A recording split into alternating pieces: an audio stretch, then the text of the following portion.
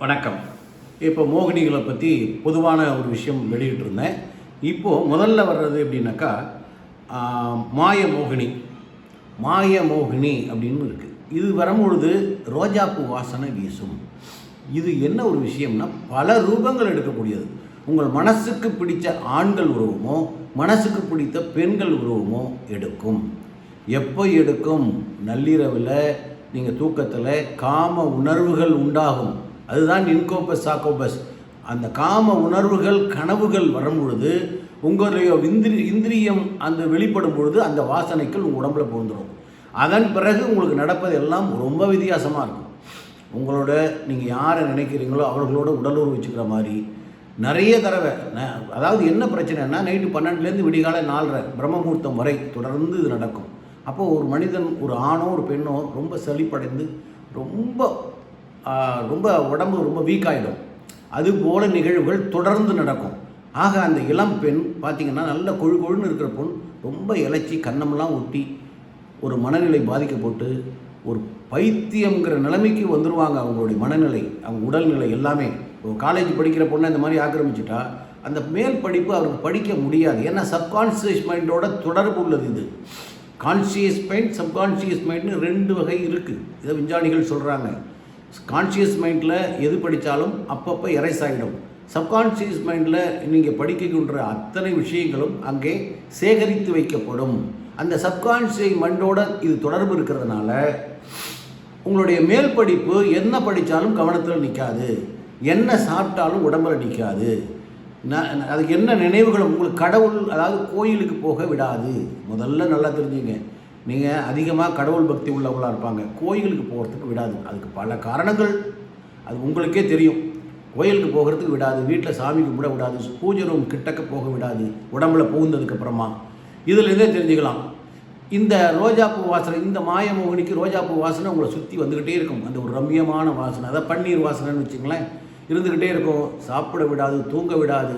இப்போ நிறைய உடல் பிரச்சனை, மனப்பிரச்சனை, வெளியில் யார்ட்டையும் சொல்ல முடியாத அந்த இளம் பெண்களும் ஆண்களும் ரொம்ப கஷ்டப்படுத்தும். இவைகளுக்கு கண்டிப்பாக தீர்வு இருக்குது. எந்த ஒரு வியாதிக்கும் மருந்து இருக்கிற மாதிரி எந்த ஒரு ஆன்மீக விஷயங்களுக்கும் கண்டிப்பாக பரிகாரம் உண்டு. ஒவ்வொரு இந்த மோகினி பேய்களுக்கும் ஒவ்வொரு விதமான பரிகாரம். அதை தொடர்பு கொள்ளுங்கள். நான் கண்டிப்பாக அதற்குரிய பரிகாரங்கள் சொல்கிறேன். தயவு செய்து அதிலேருந்து வெளியில் வந்துடுங்க. இல்லைனா வாழ்க்கை உங்களுக்கு நரகமாயிடும். இதில் நிறைய சந்தேகங்கள் வந்துடும். ஒரு உதாரணத்துக்கு சொல்கிறேன். ஒரு பொண்ணை ஒரு பையன் லவ் பண்ணிக்கிட்டு இருக்கான் அப்படி வச்சுக்குவோம். இந்த பெண் அந்த மோகினி யார் பிடிச்சிருக்கோ அந்த ஆண்களோட தொடர்பு வச்சுருக்கிறது இந்த காதலனுக்கு தெரிஞ்சு போச்சுன்னா அவங்களுக்குள்ள காதல் கட்டாயிடும். அந்த பொண்ணை அந்த பையன் சந்தேகப்படுவான், உண்மைதானே? ஆனால் அந்த பெண்ணுக்கே தெரியாத ஒரு தவறு நடந்துக்கிட்டு இருக்கும். அதே மாதிரி ஒரு ஆண் ஒரு பெண்ணோட தொடர்பு வச்சுருப்பான், அந்த காதலிக்கு சந்தேகம் வரும் வேறு பெண்ணோட தொடர்பு வச்சுருக்கான்னு. ஏன்னால் இவருக்கு இந்த உடம்புல போகிற மோகினி எந்த பெண்ணோட தொடர்பு வச்சுருக்குன்னு அவனால் கண்டுபிடிக்க முடியாது. அதுக்கு பிடிச்ச பெண்ணோட தொடர்பு வச்சுருக்கோம். இப்படி காதலன் காதலிக்கும் சரி, கணவன் மனைவிக்கும், இளம் வயது உள்ள கணவன் மனைவிக்கும் இந்த பிரச்சனை வரும். இப்போ நிறைய கணவன் மனைவி பிரிஞ்சு போகிறது உண்மையிலே தவறு செய்கின்ற சில மனைவி, சில கணவன். ஆனால் இதுபோல மோகினிகளால் ஆக்கிரமிக்கப்பட்ட சில கணவன், சில மனைவி. புரியுதுங்களா? அந்த பொண்ணு நல்ல பொண்ணாக இருக்கும், அந்த பையன் நல்ல பையனாக இருப்பான், மனைவியை தவிர யாரையும் திரும்பி பார்க்க மாட்டான். அந்த பெண் கணவன் தான் உலகம்னு இருக்கும். ஆனால் இந்த மோகினிகள் உள்ளே போகும்பொழுது ஆக்கிரமித்து பக்கத்தில் எதிரில் இருக்கக்கூடிய ஒரு நண்பர்களோட ரகசியமாக பழகிற மாதிரி, இதை அறியாமல் அன்னிச்சை செயல்னு சொல்லுவோம். அந்த மாதிரி அன்னிச்சை செயலாக இது நடக்கிற இந்த தவறுகள் அவங்க குடும்ப வாழ்க்கையிலேருந்து பிரிஞ்சு வர்ற அளவுக்கு மிகப்பெரிய போதகரமாக ஆகிவிடும். அதனால் அதற்குரிய பரிகாரம் பண்ணி அந்த உடம்பில் இருக்கக்கூடிய மோகினிகளை எடுத்துருங்க. இதைத்தான் நான் சொல்ல வரேன்.